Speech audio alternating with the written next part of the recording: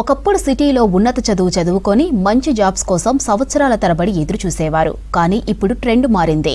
ఉద్యోగాలపై ఆశ వదులుకొని వ్యాపారాల వైపు అడుగులు వేస్తుంది నేటి తరం. చిన్న వయసులోనే మరొకరికి ఉద్యోగం ఇచ్చే స్థాయికి ఎదుగుతున్నారు. ఉద్యోగాలు వదిలేసి నగరంలో వ్యాపారాలు చేస్తున్నారు.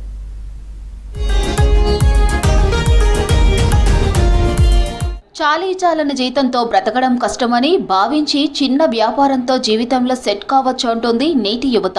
కొత్త ఎంటర్‌ప్రెన్యూర్స్, బిజినెస్ పర్సన్స్ గా మారుతున్నారు. చదువు పూర్తయిన యువకులు, ఉద్యోగాలు చేస్తున్న వాళ్లు కూడా వ్యాపారంపై ఆసక్తి చూపుతున్నారు.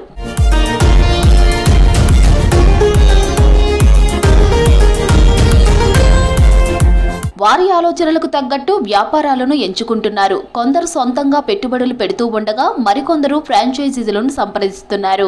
కష్టపడితే లాభాలు వస్తాయని అంటున్నారు.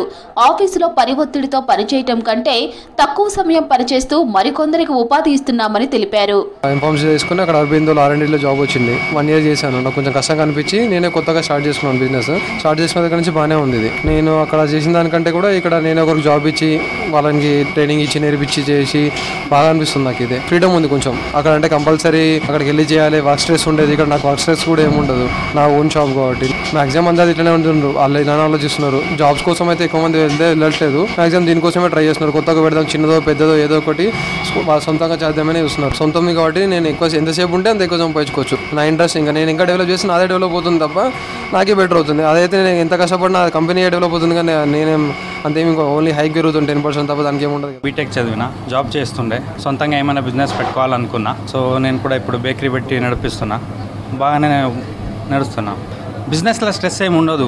ఏంటంటే జాబ్లో ఏముంటుందంటే వేరే వాళ్ళ కోసం మేము పని చేయాలి. ఇక్కడ మన కోసం మనమే పని చేసుకోవాలి. దీనికి వాల్యూ ఎక్కువ ఉంటుంది. మన కోసం మనం పని చేసుకుంటున్నాం, మనకు మిగిలేదంది అదంతా మన కోసం చేసుకుంటుంటే. జాబ్ అంటే ఏమవుతుందంటే వేరే వాళ్ళ కోసం చేస్తుండాలి, వాళ్ళు ఇచ్చే పైసల కోసమే చేయాలన్నట్టు ఉంటుంది. ఇప్పుడు మేము ఎంత కష్టపడినా దాన్ని బట్టి మనకు ఇన్కమ్ అనేది వస్తూ ఉంటుంది.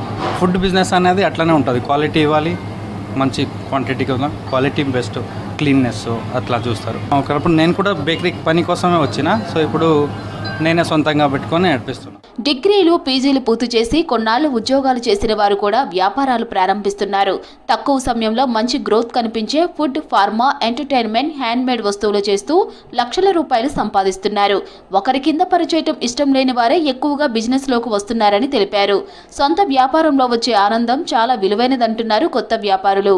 ఒక డెంటిస్ట్గా నేను ఒక డెంటల్ డాక్టర్గా ఎప్పుడైతే బయటికి వచ్చినో అప్పుడు నాకు చాలామంది అనేవారు అనమాట, ఒక డెంటిస్ట్గా ఏం సంపాదిస్తావు, ఊర్లలో డెంటల్ క్లినిక్స్ నడవవు అని. అయితే అలాగే మా నాన్న నాకు గవర్నమెంట్ ఉద్యోగం చేయాలని చెప్పారు. చాలాసార్లు ప్రయత్నించా, గవర్నమెంట్ ఉద్యోగం రాక. దాని తర్వాత నేను ఒక చిన్న ప్రైవేట్ క్లినిక్ హైదరాబాద్లోనే ఒక చిన్నపాటి క్లినిక్ సెటప్ చేశాను అనమాట. దాని తర్వాత నెమ్మదిగా బాగా డెవలప్ అయింది క్లినిక్. ఇప్పుడు మా దగ్గర ఒక 35 మంది వర్క్ చేస్తారు. 7-8 డెంటల్ చైర్స్ కూడా ఉన్నాయి మా దగ్గర. ఇప్పుడు మా ప్రాంతం గురించి నేను మాట్లాడతాను. అక్కడ చాలామంది ఎవరిని అడిగినా ఖచ్చితంగా గవర్నమెంట్ ఉద్యోగమే చేయాలి అని చెప్పి హైదరాబాద్కి వచ్చి చాలా కోచింగ్ సెంటర్స్లో జాయిన్ అవుతున్నారు. 5-5 సంవత్సరాలు, 6-6 సంవత్సరాలు కూడా అవుతున్న వాళ్ళు ఉన్నారు. వాళ్ళలాగా నేను కూడా ప్రిపేర్ అయ్యాను. ఒక 2 సంవత్సరాలలో నేను డిసైడ్ అయ్యాను, గవర్నమెంట్ జాబ్ మనకు రాకపోవచ్చు. జాబే చేస్తే వేరే వాళ్ళ కంట్రోల్లో ఉండాలి, వాళ్ళ కోసం పనిచేయాలి, వాళ్ళ సంస్థని ఎదుగుదల కోసమే నేను పనిచేయాలి. అప్పుడు నేను పనివాడిని అయిపోతాను. అట్లా కాదు, నేనే కొంతమందికి ఉపాధి కల్పించగలుగుతాను, నాకు కూడా ఒక స్వాతంత్రం ఉంటుంది, నేను ఫ్రీడమ్ ఉంటుంది, నేను ఏమైనా చేయవచ్చు అన్నట్టు నేనే సొంతంగా స్టార్ట్ పెట్టినప్పుడు కొన్ని కష్టాలు ఉండే. But now we are doing fine అన్నమాట. కొంతమంది ఉద్యోగాలు చేస్తూ కూడా సైడ్ ఇన్కమ్ కోసం వ్యాపారాలు నిర్వహిస్తున్నారు. ఒకే ఇన్కమ్ సోర్స్ తో బతకడం కష్టం అంటోంది నేటి యువత.